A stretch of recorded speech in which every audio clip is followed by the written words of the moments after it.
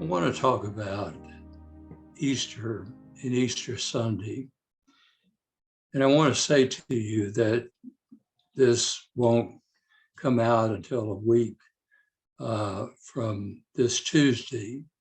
And this will be the last one that I will do for a while.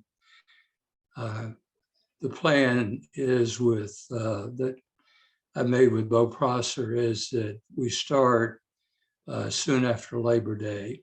So I will make sure that you get notification of when we're going to begin. I can't really think of a better Sunday to conclude something than Easter Sunday. The text is John 20, verses 1 through 18. It's a complicated story. Two disciples, Simon Peter and another one whose name is unknown, make their way to the tomb of Jesus early Sunday morning. Mary Magdalene, who is so important in the life of Jesus, meets them. Each of the men look into the tomb. Simon Peter actually walks in. But then I guess they felt that his body simply had been moved. Jesus was still dead. And they went back home. Mary stayed outside the tomb. It was dark. It was dark because it was very early in the morning. But also it was dark because so much had happened to these people in the death of Jesus. So much wanting to believe that he was risen. A stranger meets Mary, and the stranger, who we later learn is Jesus, says to Mary, "What are you looking for?" You know, that's a very profound question. I thought about that this afternoon when I heard that 3 children and 3 staff members had been slain at a private school in Nashville. Do you know that's the 129th mass slaying we have had this year? What are you looking for? In times like this, I'm looking for something that will bring me some kind of peace.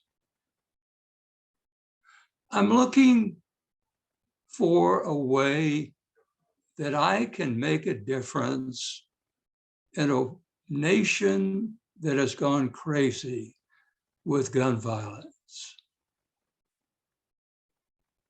I'm not an active preacher anymore, but if I were, I would give up the illusion that anything I said was going to be heard by the people in Congress and was going to make a difference. The fact is that I don't have that influence. And most of you who are ministers, maybe all of you, we don't have that influence to change things. Maybe what we do is we talk to God, not just in letters to our congresspeople, but what about a sermon to God? God, this is happening in our world. A little girl by the name of Hallie, 9 years old, went to school in Nashville this morning, and she will never come home. What are you looking for in your life and in my life? Mary looked at the stranger in the darkness of the morning and in the darkness of her own life. She thought that the stranger was the gardener. If you've taken his body, just tell me where it is so that I can go and anoint his body. And with one word, everything changed. Mary, and suddenly her eyes were open. This was no stranger. This was her Savior. This was no gardener. This was the one who had changed her life.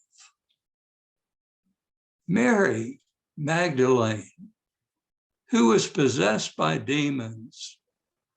In the first century, many people thought that this caused both physical and mental illness, being possessed by demons.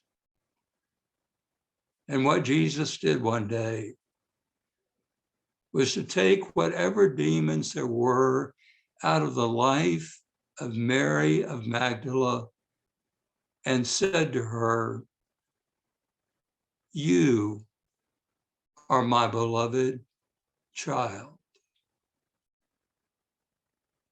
What did she want to do? The same thing I would want to do. I would want to touch Jesus. I would want to hold on to him. I would want to say, we're living in a world, and they were living in a world where so much was happening, so much darkness. I would just want to hold on to Jesus. But Jesus said to this woman who loved him so much, "You can't hold on to me.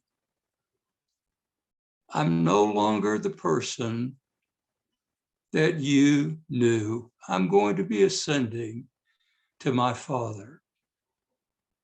Mary, what I want you to do is I want you to go tell my disciples that I am risen from the dead."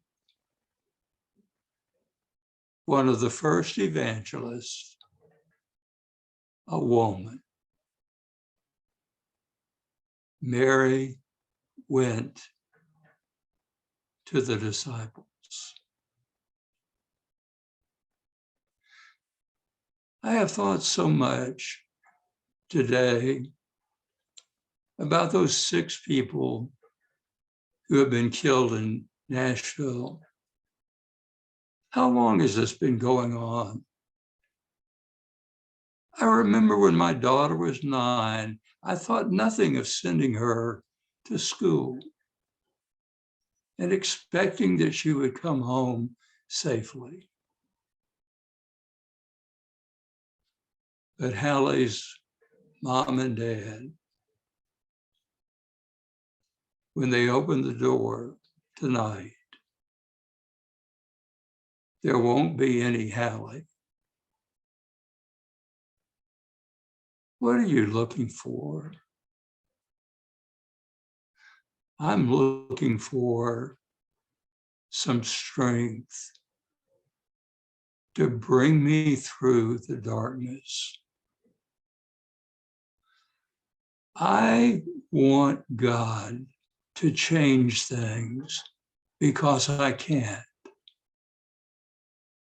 And maybe what I'm going to do in the opportunities that I have is to talk with God. What are you looking for, Chuck? God, I'm looking for a new shape to this world. A young African-American woman gave the poem at the inauguration of President Biden. And she ended this beautiful poem. The poem was entitled "The Hill We Climb."